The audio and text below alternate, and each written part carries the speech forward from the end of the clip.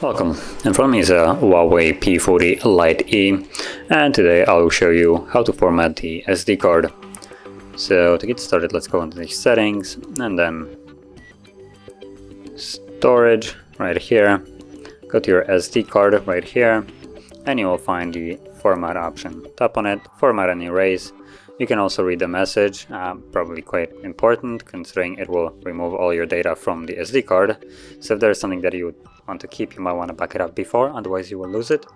But assuming you don't, just tap on erase and format. The process will begin, it only takes a couple of seconds. And there we go, tap on OK and you're finished.